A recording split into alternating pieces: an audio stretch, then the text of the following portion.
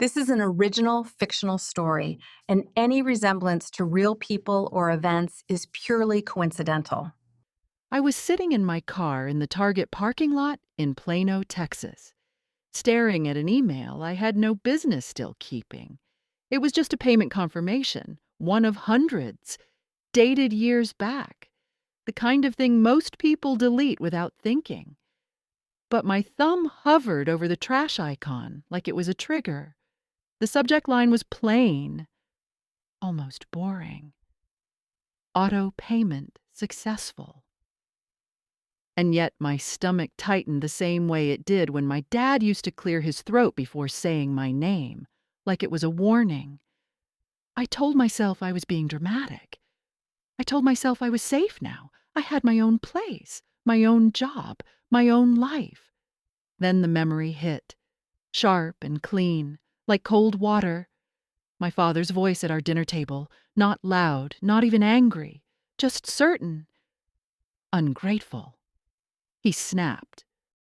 And before I could even inhale, he turned to my brother, Ethan, and softened. Your brother never complains. That was the moment I realized the word ungrateful was never about gratitude. It was about control. In my family, Ethan's silence was treated like virtue, and my questions were treated like betrayal. I sat there in that parking lot, watching shoppers push carts past my windshield, and I felt something shift in my chest. Not rage, not a plan. Just a sickening suspicion that the story they told about me was built on purpose. Because if I were the problem, they never had to explain why my credit score collapsed in my 20s. They never had to explain why my name was attached to bills I didn't recognize. They never had to explain why I had spent years quietly fixing messes that weren't mine, paying for peace that only existed as long as I stayed polite. The shock wasn't that my dad called me ungrateful. The shock was how quickly the whole table accepted it, like it was a fact everyone had agreed on years ago. And the twist, the part I still didn't know how to hold, was that the proof had been sitting in my inbox the entire time, stamped with dates, amounts, and confirmation numbers. Receipts don't scream. They don't argue. They don't beg to be believed. They just wait, patient and unromantic, until the day you finally stop doubting your own memory. I stared at that email again, then at the folder icon on my phone where I kept the rest. And I understood something I hadn't wanted to admit. I didn't keep those receipts because I was petty. I kept them because somewhere along the way, I stopped trusting the way my family told the story of me. If you've ever been compared to the good child, you'll understand why I kept every receipt. By March of 2025, Sunday dinner at my parents' house in Frisco had become less of a tradition and more of a test. The same beige walls. The same casserole dish my mother insisted tasted better the next day. The same football murmuring from the living room, even when nobody was really watching. Ethan was already there when I arrived, leaning back in his chair as if the whole house belonged to him. He smiled at me the way people smile when they think they are being generous. My dad barely looked up from carving the roast. He asked how work was, but not in a way that invited an answer. It was more like checking a box. I tried to keep it light. I brought a small dessert. I complimented my mom's table setting. And I even laughed at one of Ethan's jokes that wasn't funny. For the first 30 minutes, everything stayed in that familiar zone of false peace, where everyone pretends the cracks aren't there as long as nobody says anything real. Then my phone buzzed on the table. An email notification. Auto payment successful. Car insurance. I should have ignored it. I should have waited until I got back to my apartment. But something in me, some tired corner of my brain, made me say it out loud without thinking. I told them the insurance had cleared for the month. I said it the way you say a neutral fact. Not a complaint, not a request for praise. My mother nodded like I had told her the weather. Ethan didn't even look up. And my dad's knife stopped moving. He set it down slowly, like he was choosing his next words carefully, and that almost made it worse. Ungrateful, he snapped. The word landed on the table as a plate dropped from waist height. I felt my face heat, not from anger, but from the sudden humiliation of being reduced to a label in one breath. Before I could respond, he turned his head toward Ethan, and his tone softened into something almost proud. "Your brother never complains," he said, as if that settled the matter. Ethan shrugged. The smallest gesture, like he was doing everyone a favor by being so easy. My mother stared at her napkin. Nobody asked why I was paying it. Nobody asked how long I had been doing it. The story was already written, and I was the problem in it. Have you ever walked away from a table just to keep your dignity intact? The first time I realized something was wrong wasn't at a dinner table. It was in August of 2020, in a leasing office in Dallas that smelled like lemon cleaner and cheap coffee. I was 27 and trying to rent my first decent apartment, the kind with real light and a washer and dryer that didn't eat quarters. The agent was polite until she wasn't. She slid my application back across the desk and said my credit score was too low. I laughed because it sounded impossible. I had always paid my bills. I had one card in college, a small limit, and I treated it like it was borrowed oxygen. She turned her monitor toward me, and the numbers stared back like a stranger's face. A store card I didn't recognize. A personal loan I had never applied for. 2 late payment histories that weren't mine. All opened using my name, my social security number, and the billing address for my parents' house in Frisco. I drove there that night with the printout folded in my purse like a secret. My dad barely glanced at it. He sighed. The way someone sighs when you ask them to clean up a mess they already decided you would handle. "We'll figure it out," he said. Family helps family. My mother touched my arm and told me Ethan was under pressure. Ethan was always under pressure, like gravity only applied to him. I asked what that meant, and my dad's eyes hardened. "Stop making it a big deal," he said. "Your brother would never complain about helping you." That was the first time I heard the line. It sounded noble when he said it about Ethan. It sounded ugly when it was used against me. Over the next few years, the pattern became so consistent it almost felt scripted. Ethan would overspend, fall behind, or vanish when things got tight. My parents would smooth it over, and I would get a call, a text, or a gentle little hint at dinner about how a payment was due and how I was the responsible one. When I hesitated, the same words came back: ungrateful, dramatic, difficult. Ethan never complains. By 2024, I wasn't just suspicious. I was watching my own life get rewritten in real time, and I couldn't tell where the truth ended and their version began. People always ask why I didn't blow everything up the moment I saw my name on those accounts. Why didn't I march into a police station with the printout and demand someone do something? The honest answer is that I understood my family better than I understood the law.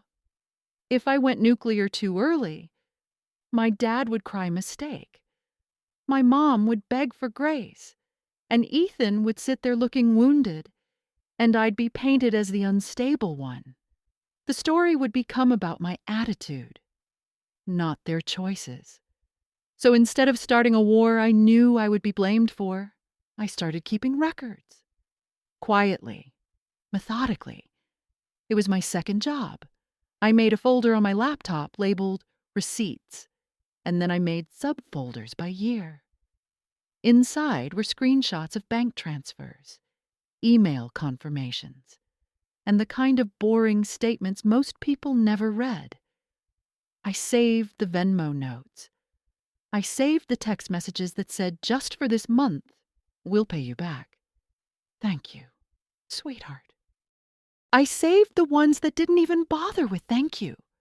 Just a number and a deadline.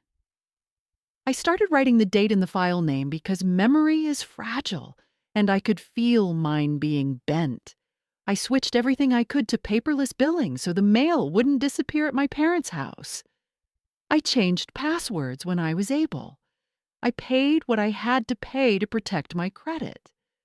Not because I believed I owed it, but because I refused to let my future be collateral for someone else's comfort.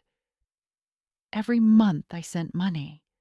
I felt two emotions at once: disgust that I was cleaning up a mess I didn't make, and a strange, steady calm that I was no longer guessing. Numbers don't gaslight you. Dates don't rewrite themselves. Confirmation codes don't care who your father is. I didn't keep receipts to punish anyone. I kept them because somewhere along the way, I stopped trusting my own memory.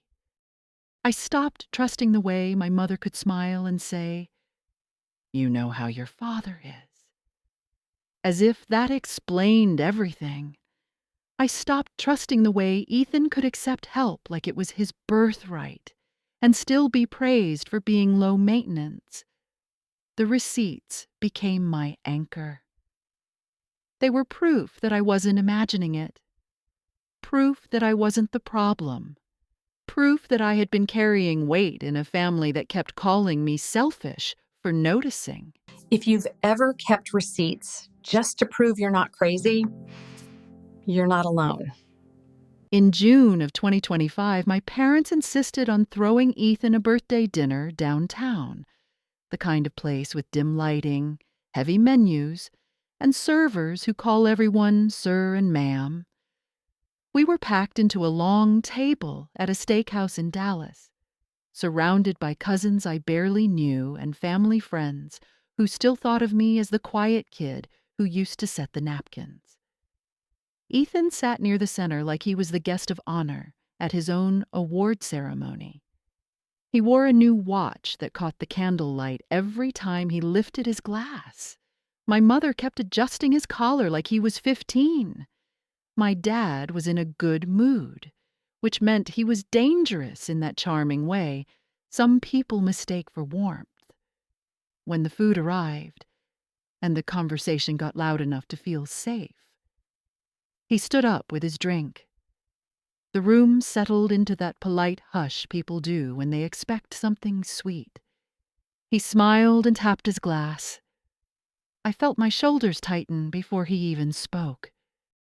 He said how proud he was of Ethan, how Ethan always carried himself like a man, how Ethan never complained even when life was hard. Then, as if he needed a contrast to make the praise shine brighter, his eyes found me. "Lauren always needed help," he said, like it was a harmless family joke, like it was a story everyone already knew. A few people laughed reflexively, not cruel laughter, just the automatic kind. But I saw other reactions too.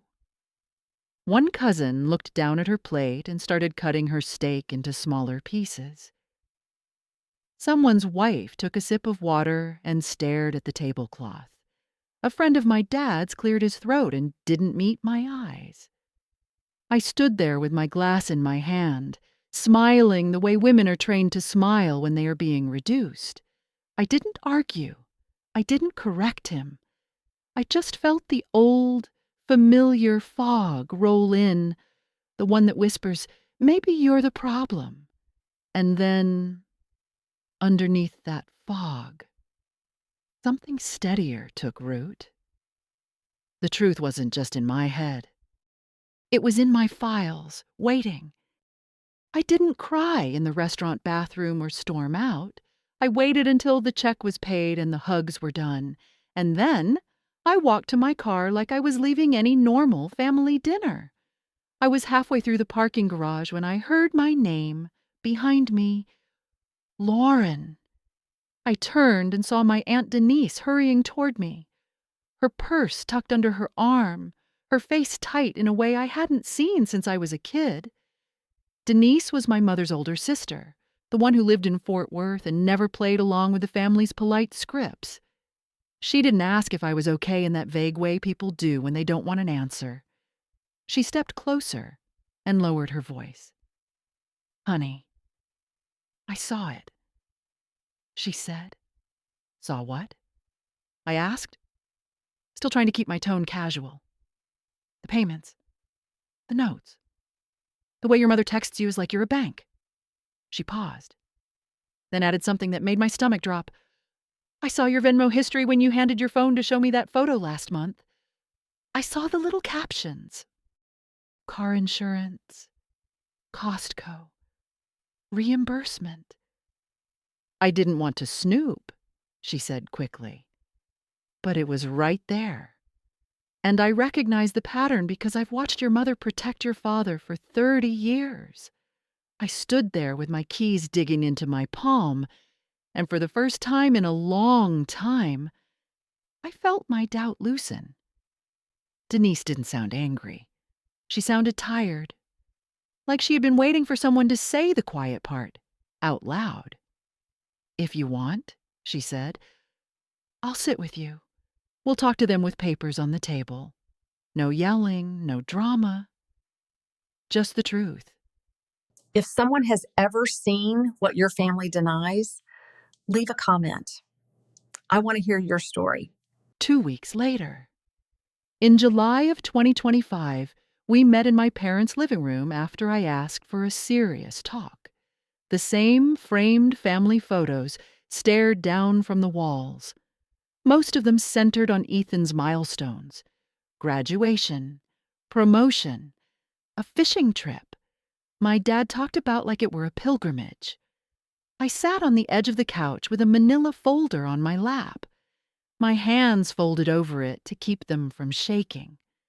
Aunt Denise sat beside me, calm and still, like she had decided she was not leaving until the air in that room changed. My mother brought out iced tea and set it on the coffee table with a smile that felt rehearsed. My dad stayed standing at first, arms crossed, as if he could intimidate the conversation into ending before it began. Ethan arrived last, late by 15 minutes, walking in like someone who assumed it was a normal visit. I waited until everyone had a glass in front of them, because I didn't want this to feel like an ambush. I took a breath and said it plainly. "I'm not here to embarrass anyone. I'm here to end the story that I never told."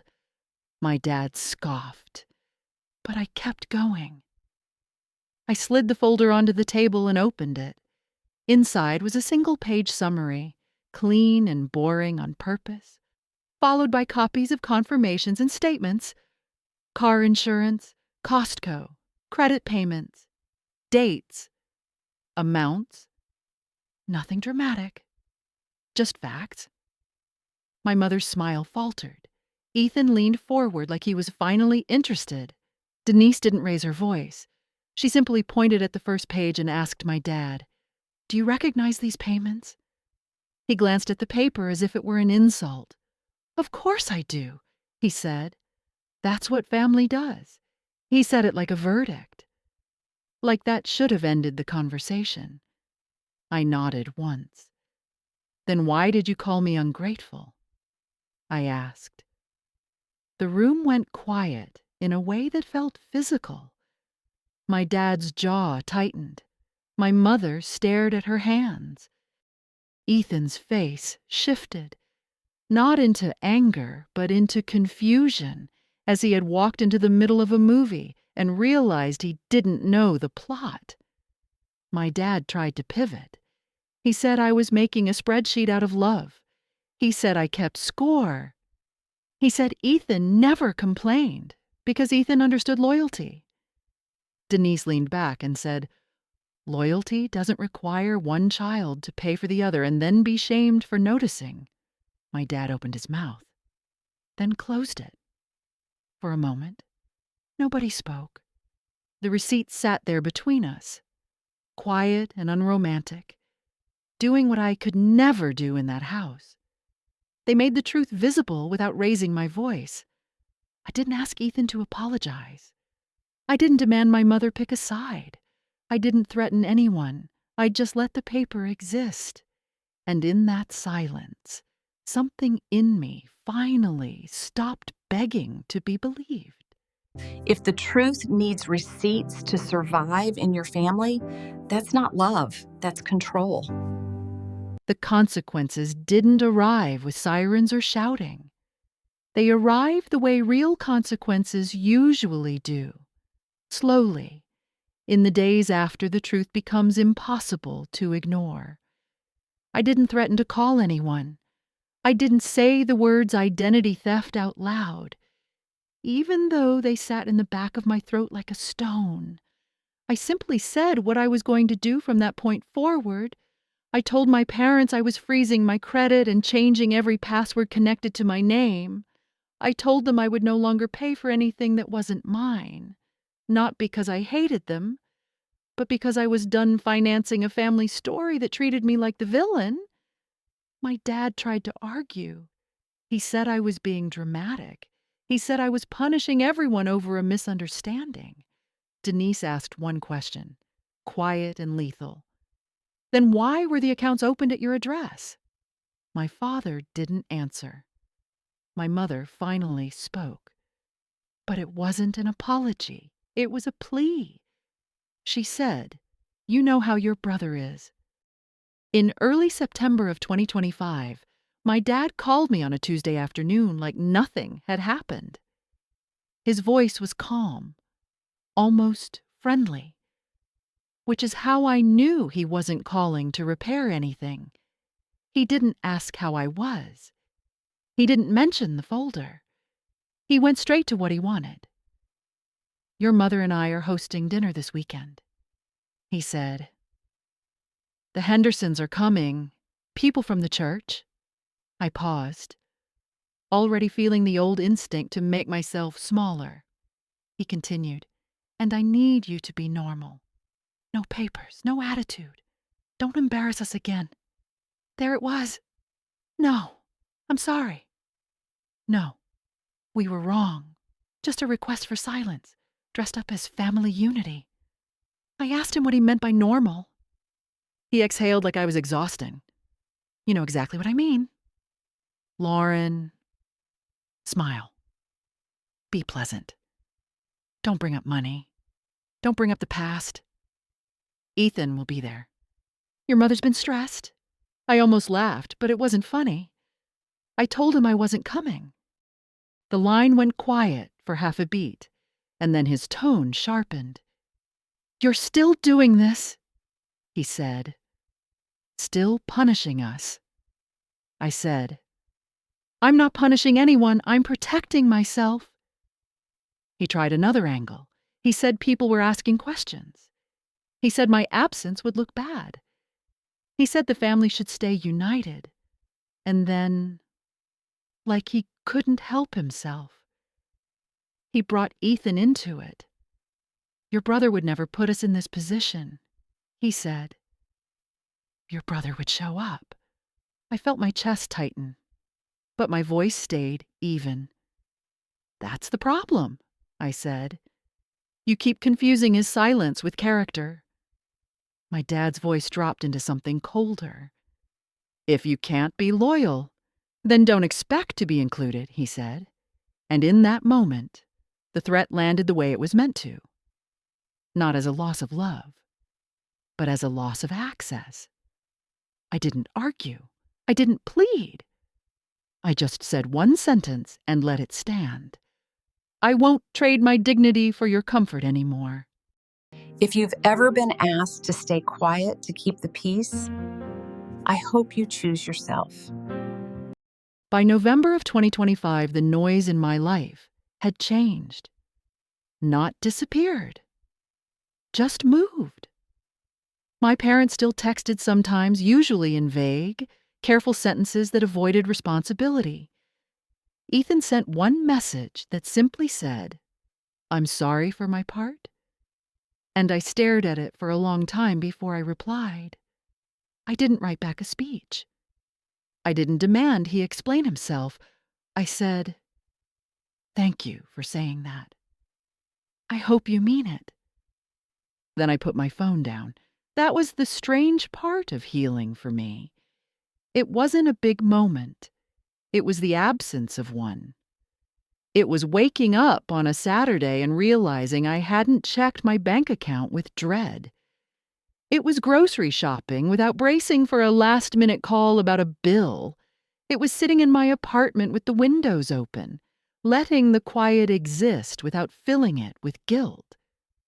Aunt Denise and I started having coffee once a month, and she never asked me to forgive anyone. She just reminded me that boundaries aren't cruelty, they're clarity. I learned that justice doesn't always look like punishment. Sometimes it looks like refusing to participate in a lie. Sometimes it looks like a locked credit report and a calm no. I kept the receipts, not because I wanted to relive what happened, but because they taught me something my family never did. The truth doesn't need you to scream for it. It only needs you to stop abandoning yourself. Peace isn't loud. It doesn't clap when you finally choose yourself. It just sits beside you, steady and real. And for the first time in a long time, you can breathe.